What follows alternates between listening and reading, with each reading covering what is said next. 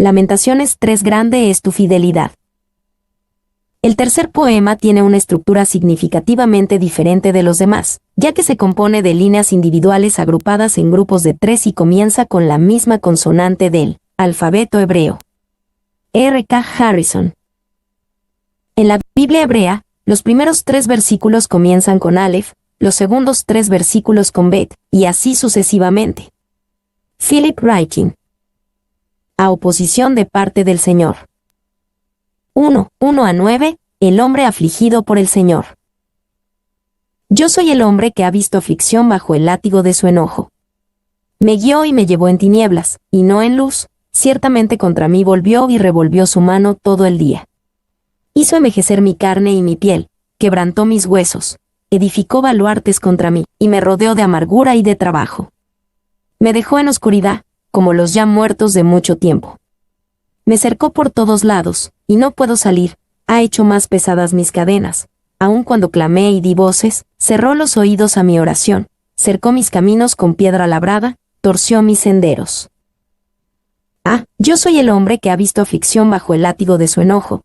En los capítulos 1 y 2, Jeremías escribió principalmente como la personificación de Jerusalén. Aquí, comenzó a escribir como la voz de un individuo que sufre. Sí, este era Jeremías, pero ciertamente no era solo él. Él y muchos otros habían visto aflicción, y sabían que venía como disciplina de Dios, el látigo de su enojo. Y los sufrimientos del pueblo de Judá se describen como si los hubiera experimentado un solo hombre. Es posible interpretar este capítulo como un registro de los sentimientos del mismo Jeremías, o como una personificación en un individuo desconocido o los trágicos sufrimientos de la nación. Harrison. 2. El lamento personal de Jeremías es un recordatorio de que el sufrimiento siempre es personal. Cuando las naciones pasan por momentos de tragedia y tribulación, el mayor sufrimiento siempre tiene lugar a nivel individual. Ryken. 3. Lo que más impresiona en este canto es la identificación del profeta con el pueblo y con Dios. Reconocía la necesidad del sufrimiento, pero sufría con los que sufrían. Morgan. 4. Me guió y me llevó en tinieblas. Esta parece ser la parte más difícil de nuestra suerte, que Dios nos conduzca a tinieblas. Él me condujo y me hizo caminar en tinieblas.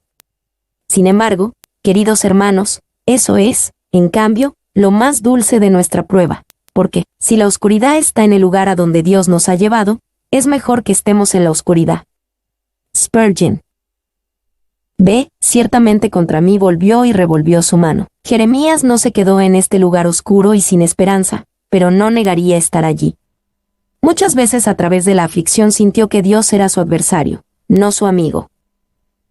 Y, contra mí volvió y revolvió su mano, una metáfora de los que golpean, que duplican sus golpes, golpeando a sus adversarios en ambos lados, como el herrero con su hierro al rojo vivo sobre el yunque hasta darle forma. Me cercó por todos lados. Así como Jerusalén fue literalmente sitiada, así Jeremías, y muchos otros, se sintieron rodeados de amargura y de trabajo y lentamente estrangulados por Dios. Y cercó mis caminos. Esto también puede referirse a las líneas trazadas alrededor de la ciudad durante el asedio. Pero estas y otras expresiones similares en los siguientes versículos pueden ser meramente metafóricas, para señalar su estado de estrechez, opresión y angustia. Clarke. 2. Cercó mis caminos. Harrison vio esto como una imagen de un encarcelamiento cruel. Cercar a los prisioneros en espacios confinados para que murieran muy rápidamente fue una forma de tortura, popularizada por los asirios. 3. Ha hecho más pesadas mis cadenas. Así como el presidiario a veces arrastra su cadena, y tiene una bola en su pie, así el profeta sentía como si Dios lo hubiera atascado con una pesada cadena, de modo que no podía moverse debido a su terrible peso. Spurgeon. Cerró los oídos a mi oración. Cuando las cosas están bien con nuestra relación con Dios, Él es nuestro refugio y defensa en la aflicción. En la profundidad de su aflicción, esta fue la experiencia de Jeremías y el pueblo de Judá. Estaban rodeados, cercados y bloqueados. 2. 10-18. Dios, un adversario en muchos sentidos. Fue para mí como oso que acecha, como león en escondrijos, torció mis caminos y me despedazó, Me dejó desolado, entesó su arco, y me puso como blanco para la saeta. Hizo entrar en mis entrañas las saetas de su aljaba. Fui escarnio a todo mi pueblo, burla de ellos todos los días. Me llenó de amarguras, me embriagó de ajenjos, mis dientes quebró con cascajo, me cubrió de ceniza, y mi alma se alejó de la paz. Me olvidé del bien, y dije, perecieron mis fuerzas, y mi esperanza en Jehová. Fue para mí como oso que acecha, usando la elocuencia que a veces trae la miseria. Jeremías describió todas las formas en que sintieron que Dios se opuso a ellos e incluso los atacó. Dios fue como el oso y el león esperando un ataque sorpresa. Dios fue como el arquero que entesó su arco y lo dirigió al objetivo. Dios fue como el escarnecedor que dirigió la burla contra su pueblo. Dios fue como el juez, dando una copa de juicio y ajenjo a los condenados para que la bebieran. Dios fue el bruto, que los dientes de ellos quebró con cascajo. Y entesó su arco. Esta figura muestra el poder del brazo del arquero, que atravesó al poeta con flechas. Ellison. 2. Mis dientes quebró con cascajo, que figura para expresar disgusto, dolor, y la consiguiente incapacidad de tomar alimentos para el sustento de la vida. Un hombre, en lugar de pan, se ve obligado a comer guijarros hasta que todos sus dientes se rompen en pedazos al esforzarse por molerlos. Apenas se puede leer esta descripción sin sentir dolor de muelas. Clarke. 3. Con cascajo. Se podría argumentar que se refiere al tipo de pan hecho con la basura del piso del granero que Jeremías debe haber recibido hacia el final del asedio. Ellison. 4. Hizo entrar en mis entrañas, literalmente, riñones. En las tarifas de sacrificio del Pentateuco, los riñones de los animales se consideraban uno de los lugares de la vida, y esto también se consideraba cierto para los riñones humanos. Además, se les atribuían atributos emocionales de alegría, Proverbios 23:16, y tristeza, Job 19:27, Salmos 73 horas y 21 minutos. Harrison. Perecieron mis fuerzas, y mi esperanza en Jehová. No es de extrañar que Jeremías y Jerusalén pudieran decir esto. Con Dios como adversario, ¿qué fuerzas hay? ¿Qué esperanza hay de paz o de bien? Y, cuando el poeta hizo mención de Jehová, rompió el hechizo de miseria que lo había atado. Ellison. Ve creciente esperanza en la ayuda de Dios. 1, 19-20, el alma que se hunde. Acuérdate de mi aflicción y de mi abatimiento, del ajenjo y del hiel, lo tendré aún en memoria, porque mi alma está abatida dentro de mí. Acuérdate de mi aflicción y de mi abatimiento. Jeremías no prescribió un pensamiento positivo para esta profunda aflicción. De hecho, sentía que era útil recordarlo, comprenderlo por lo que era y no fingir que no estaba allí. Lo tendré aún en memoria, porque mi alma está abatida dentro de mí. Era bueno que el alma de Jeremías se hundiera, para encontrar su punto más bajo para poder construir sobre el fundamento correcto. Y es evidente que en los versículos precedentes hay una amargura de queja contra la amargura de la adversidad, que no es propia del hombre cuando está bajo la mano castigadora de Dios. Y, mientras se entregaba a este sentimiento, toda esperanza huía. Aquí encontramos un sentimiento diferente. Él se humilla bajo la poderosa mano de Dios, y entonces su esperanza revive. Clarke. 2, 21-23, Nuevas misericordias de un Dios fiel. Esto recapacitaré en mi corazón, por lo tanto esperaré. Por la misericordia de Jehová no hemos sido consumidos, porque nunca decayeron sus misericordias. Nuevas son cada mañana, grande es tu fidelidad. Esto recapacitaré en mi corazón, por lo tanto esperaré, quizá por primera vez en el libro, se permite la esperanza. Habiéndose hundido en su alma, Lamentaciones 3:20, Jeremías ahora recordaba algo que despertaba la esperanza en su interior. Y, en una magnífica expresión de fe en las misericordias inagotables de Dios, el escritor mira hacia el futuro distante con renovada esperanza. Harrison. 2. En el sur de África, el mar era generalmente tan tormentoso cuando las frágiles barcas de los portugueses navegaban hacia el sur, que lo llamaron Cabo de las Tormentas. Pero después de que los navegantes más audaces hubieron dominado bien ese cabo, lo llamaron Cabo de Buena Esperanza. Según tu experiencia, tuviste muchos cabos de tormentas, pero los has capeado todos, y ahora, deja que sean un cabo de buena esperanza para ti. Spurgeon. B. Por la misericordia de Jehová no hemos sido consumidos. Esta era una de las cosas que recordaba Jeremías. Recordaba que a pesar de que los habitantes de Jerusalén y Judá estaban abatidos y derrotados, aún no habían sido consumidos por completo. Todavía había un remanente, y un remanente con una promesa de restauración. Donde Dios deja vida, deja esperanza. Y la palabra vital en este versículo es ese, gran amor, misericordia, el pacto de amor y lealtad del Señor que conduce a Rahmim, compasión, misericordia, derivado de Reim, útero. Ellison. 2. Miren de dónde saca su consuelo Jeremías. Parece decir, por muy malo que sea mi caso, podría haber sido peor, porque podría haber sido consumido, y debería haber sido consumido si la compasión del Señor hubiera fallado. Spurgeon. C.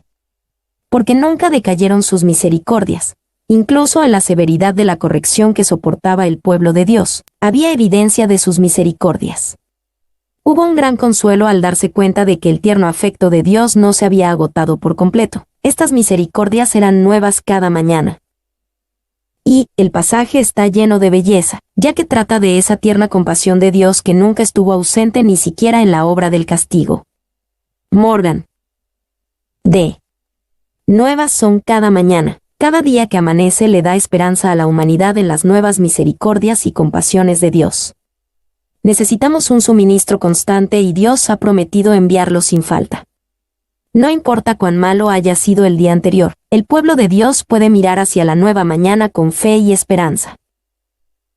Y estas misericordias son siempre nuevas porque vienen de Dios.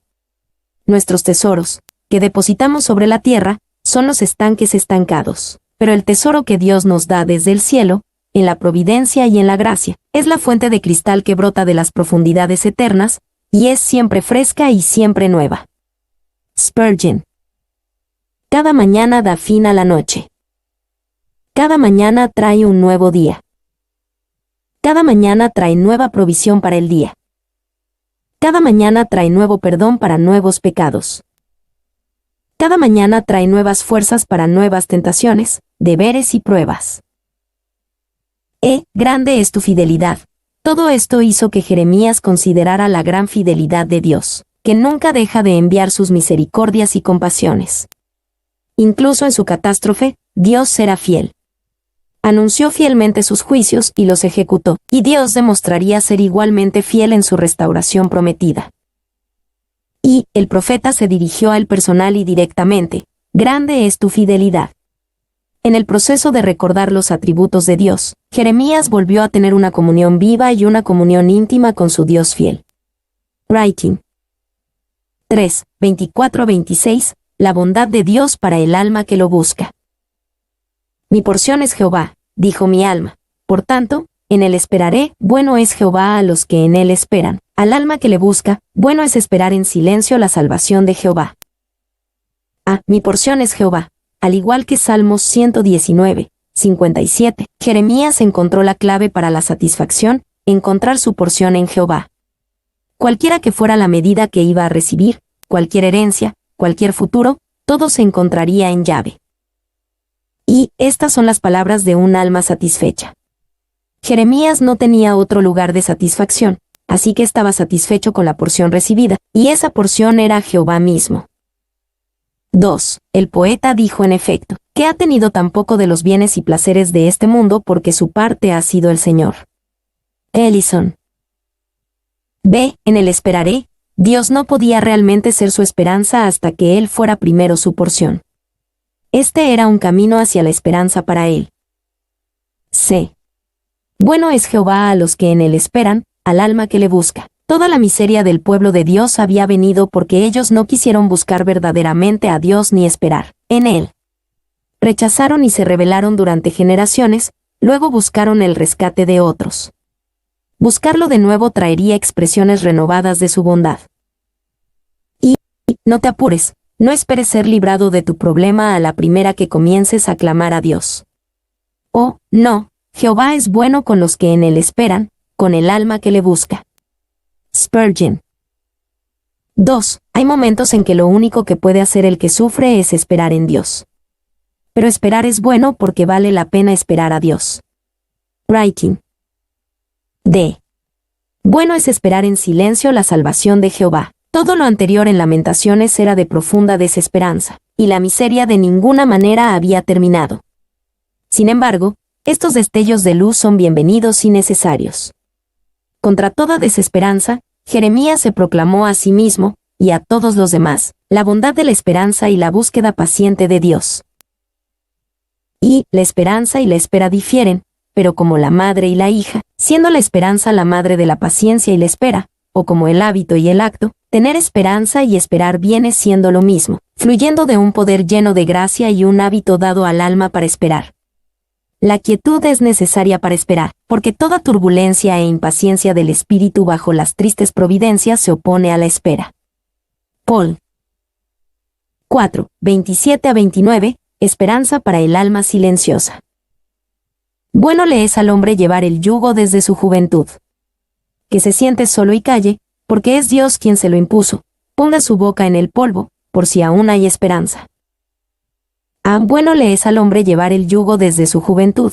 Hay temporadas de adversidad, y a veces es mejor tener esas temporadas cuando uno es joven. Si Dios nos disciplina cuando somos jóvenes, es para prepararnos para un futuro fructífero. Y el yugo desde su juventud, los hábitos tempranos, cuando son buenos, son invaluables. La disciplina temprana es igualmente así. El que no se sometió a una sana restricción en la juventud nunca será un hombre útil, ni un buen hombre ni un hombre feliz. Clarke. 2. Tales cargas se pueden soportar mejor en la juventud cuando un hombre tiene el vigor requerido y cuando su personalidad necesita ser disciplinada más de lo que sería el caso en sus años más maduros. Harrison. 3. Spurgeon sugirió muchas razones por las que es bueno llevar el yugo cuando se es joven. Es bueno porque la obediencia a Dios se aprende mejor cuando se es joven. Es bueno porque salva de 1000 acechanzas. Es bueno porque evita llevar el yugo del diablo. Es bueno porque te da más años para servir a Dios. Es bueno porque te da muchos años de experiencia.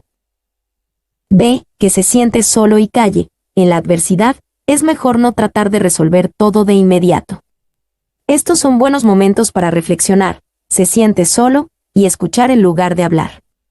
En esta paciente búsqueda de Dios hay motivos para la esperanza. Y calle, vino un joven a Demóstenes para aprender oratoria, habló a gran velocidad, y Demóstenes dijo, «Debo cobrarte el doble de honorarios». «¿Por qué?», preguntó. «Pues», dijo el maestro, «primero tengo que enseñarte a callarte, y después instruirte a hablar». El Señor enseña a los verdaderos penitentes a callarse. Spurgeon. 2.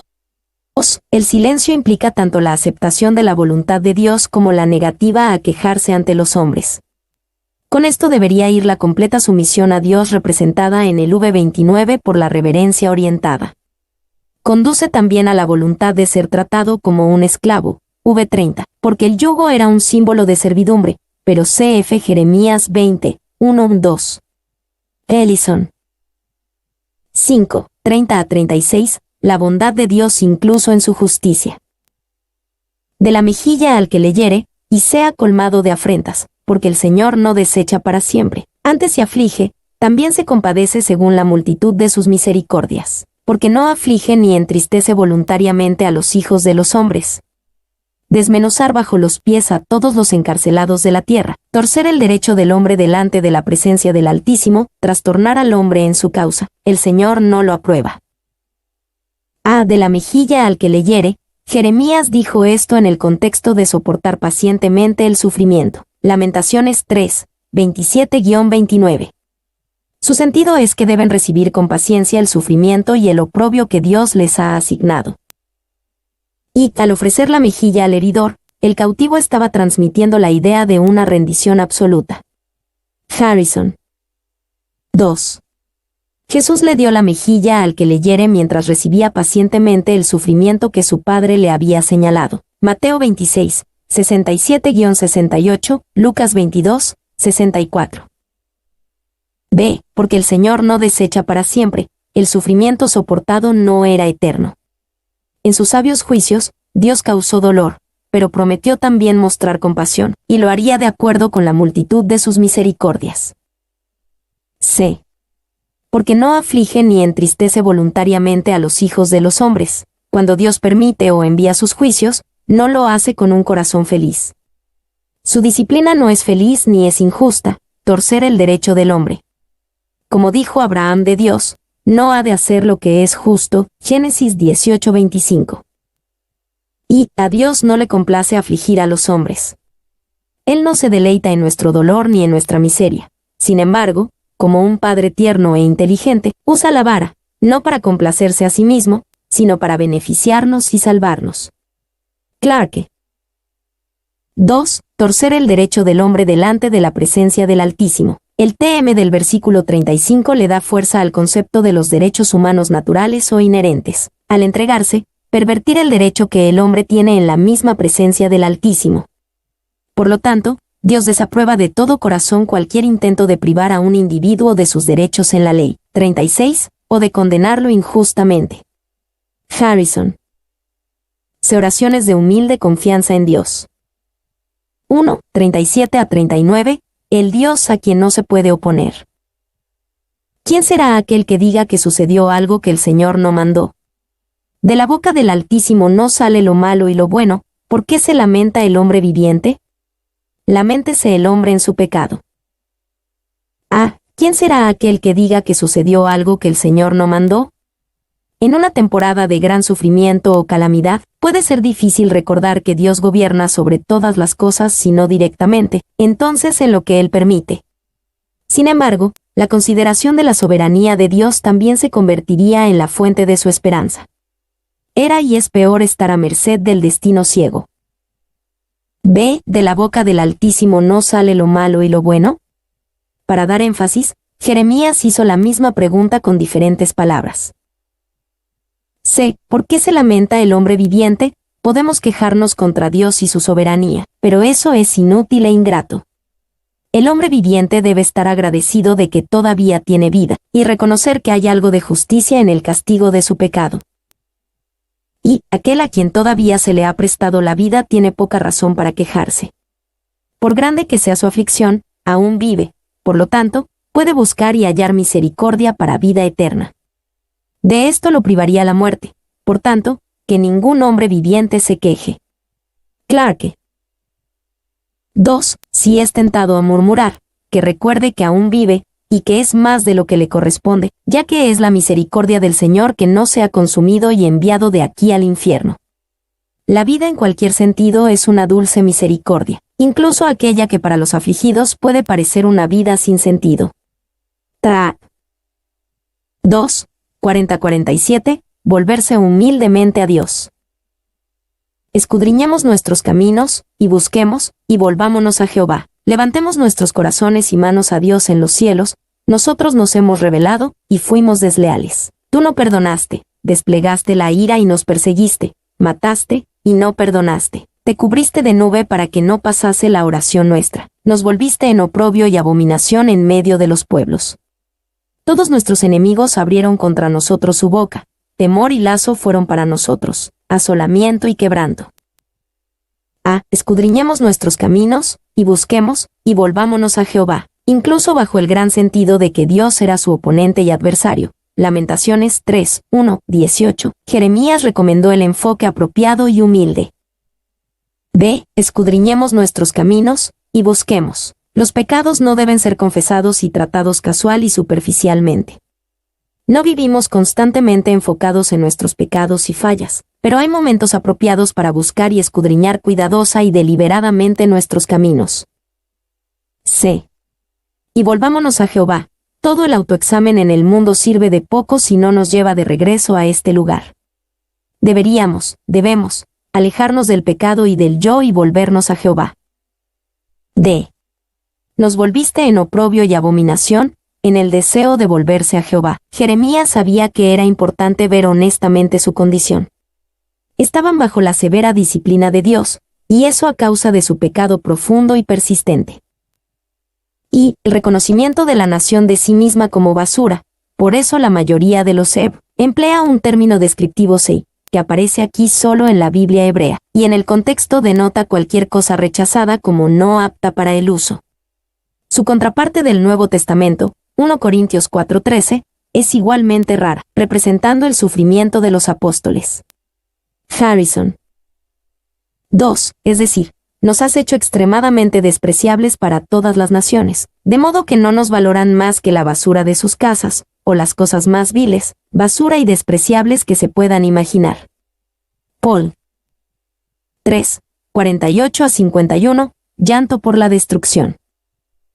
Ríos de aguas echan mis ojos por el quebrantamiento de la hija de mi pueblo, mis ojos destilan y no cesan, porque no hay alivio hasta que Jehová mire y vea desde los cielos. Mis ojos contristaron mi alma por todas las hijas de mi ciudad. Ríos de aguas echan mis ojos. Anteriormente en Lamentaciones 2:18 Jeremías expresó una oración en la boca de los enemigos de Jerusalén, una oración para que la ciudad y sus muros lloraran sin cesar. Aquí Jeremías cumple ese papel con lágrimas que destilan y no cesan, porque no hay alivio. Ve, hasta que Jehová mire y vea desde los cielos. El intenso llanto de Jeremías y aquellos como él debe continuar hasta que Dios mire y vea, cuando se fije y tenga misericordia de su miseria. 4. 52-56, oración por ayuda bajo ataque enemigo. Mis enemigos me dieron caza como a ave, sin haber por qué, ataron mi vida en cisterna, pusieron piedra sobre mí, aguas cubrieron mi cabeza. Yo dije, muerto soy, invoqué tu nombre, oh Jehová, desde la cárcel profunda. ¿Oíste mi voz? No escondas tu oído al clamor de mis suspiros. Mis enemigos me dieron caza como a ave, sin haber por qué. Jeremías y aquellos como él se sentían bajo constante presión de ser capturados o asesinados. Estaban contra él como un cazador contra un pájaro. Él estaba abrumado como un hombre que se ahoga en un pozo. Aguas cubrieron mi cabeza. Y ataron mi vida en cisterna. Parece no ser tomado aquí literalmente, por el lugar más bajo y desagradable en las prisiones, que probablemente era la porción de unos pocos de los judíos, sino metafóricamente, por la más baja y más triste condición de miseria. Sus enemigos los habían llevado a las miserias más profundas. Paul. Ve, invoqué tu nombre, oh Jehová. Incluso desde el pozo, Jeremías sabía que podía invocar a Jehová y que Dios escucharía su voz. Incluso si solo pudiera lograr un suspiro, sería su clamor lo que anhelaba que Dios escuchara. Y, clamor de mis suspiros, ni siquiera se atrevía a quejarse, ni a llorar, ni a orar en voz alta. Estaba obligado a susurrar su oración a Dios. Era solo un respiro. Clarke. 2. Así como la respiración es una prueba de vida animal, también lo es la oración, aunque nunca tan débil o espiritual. Sí, pues, no pueden hablar, lloren las lágrimas también tienen voz, Salmos 39 horas y 12 minutos. Si no pueden llorar, suspiren una tormenta de suspiros puede hacer tanto como una lluvia de lágrimas. Si no pueden suspirar, entonces respiren, como aquí. Dios siente el aliento, y bienaventurado el que puede decir, en ti espero, Señor, y en ti respiro o suspiro. 3. Una madre escucha la respiración de su bebé en la oscuridad. Esta le dirá mucho. La respiración suave y mesurada, o la respiración laboriosa y jadeante. Dios nunca esconde su oído de nuestra respiración, o de esos gritos inarticulados, que expresan, como no pueden las palabras, la profunda angustia y anhelo del corazón. Si no puedes hablar, llorar, sollozar o gemir, quédate quieto. Dios puede interpretar todo. Meyer. 5. 57-63, agradecido y confiado en la ayuda futura. Te acercaste el día que te invoqué, dijiste, no temas, abogaste, Señor, la causa de mi alma, redimiste mi vida, tú has visto, oh Jehová, mi agravio, defiende mi causa, has visto toda su venganza, todos sus pensamientos contra mí, has oído el oprobio de ellos, oh Jehová, todas sus maquinaciones contra mí, los dichos de los que contra mí se levantaron, y su designio contra mí todo el día. Su sentarse y su levantarse mira, yo soy su canción. Te acercaste el día que te invoqué. Jeremías sabía que Dios respondía cuando lo invocaba. La respuesta de Dios a esta alma que lo buscaba fue, no temas. Y, te acercaste. Jeremías parece registrar este hecho con una cantidad considerable de sorpresa. Se maravilla de que Dios se haya acercado a él, porque su condición era muy lamentable. Estaba tan deprimido que la vida parecía desvanecerse, y gemía. Spurgeon. 2. No temas. Cuán poderosa es esta palabra cuando es dicha por el Espíritu del Señor a un corazón desconsolado. A cada doliente podemos decir, con la autoridad de Dios, no temas. Dios defenderá tu causa y redimirá tu alma. Clarke. D. Abogaste, Señor, la causa de mi alma. De haberse sentido anteriormente abandonado, Jeremías ahora descansaba en la confianza de que Dios era su abogado. Como un abogado que intercede por su cliente, Dios abogó por su vida. Y, anteriormente en este capítulo, Jeremías sintió que Dios era su adversario. Lamentaciones 3, 1, 18. Ahora oraba a Dios como su abogado. 2. Percibes que no hay una palabra sobre él o sus propios alegatos. Él no atribuye su liberación en ninguna medida a ningún hombre, y mucho menos a su propio mérito. Spurgeon. C. Tú has visto, oh Jehová, mi agravio. Jeremías descansaba en la confianza de que Dios era un juez justo, que vería cómo había sido agraviado y que juzgaría correctamente su causa. Y, si te fijas en la vida de cualquiera de los santos de Dios, descubrirás que fueron víctimas de las calumnias más crasas. Hasta el día de hoy, los romanistas afirman que Martín Lutero era un borracho. En su tiempo fue llamado la bestia alemana, que por lujuria debía casarse con Catalina. Si miras la vida de Whitefield, nuestro gran y poderoso Whitefield en tiempos más modernos, ¿cuál era su carácter? Bueno, él fue acusado de todos los crímenes que incluso Sodoma conocía, y el perjurio se levantó y juró que todo era verdad. En cuanto a Wesley, he oído que en una ocasión dijo que lo habían acusado de todos los delitos del calendario, excepto la embriaguez, y cuando una mujer se puso de pie en la multitud y lo acusó de eso, entonces él dijo, «Bendito Dios, ahora se me ha dicho toda clase de maldad falsamente, por el nombre de Cristo». Spurgeon. De has visto toda su venganza, Jeremías trajo su caso a Dios, contándole todas las formas en que sus enemigos lo habían atacado. Lo hicieron despreciándolo, el oprobio de ellos, con maquinaciones, con dichos de mentiras y su canción en su contra. Y, su canción. Las canciones de burla o menosprecio también se usaban con frecuencia para expresar burla o desprecio por un enemigo. Harrison. 6, 64 a 66. Entregar la venganza a Dios. Dales el pago, oh Jehová, según la obra de sus manos. Entrégalos al endurecimiento de corazón, tu maldición caiga sobre ellos. Persíguelos en tu furor, y quebrántalos de debajo de los cielos, oh Jehová. Dales el pago, oh Jehová, según la obra de sus manos. Dios había pagado a Jerusalén y Judá por todo su pecado y desobediencia. Ahora Jeremías oraba para que Yahvé pagara a sus enemigos, y les diera un corazón endurecido, incluso como la ceguera de Judá. D. Tu maldición caiga sobre ellos, según los términos del pacto que Israel hizo con Dios. Como en Deuteronomio 27 a 28, Israel sería terriblemente maldecido si desobedecía y rechazaba a Dios. Esas maldiciones cayeron sobre Jerusalén en los días de Jeremías. Ahora él oraba para que esas maldiciones cayeran sobre sus enemigos. Se persíguelos en tu furor, y quebrántalos de debajo de los cielos, oh Jehová. Jerusalén y Judá se habían enfrentado a la ira de Dios y la destrucción que vino de ella. Ahora oraba para que sus enemigos enfrentaran el furor de Dios. Y estas liberaciones pasadas crearon su seguridad de que Jehová aún actuaría a favor de su pueblo y destruiría a sus enemigos de debajo de los cielos.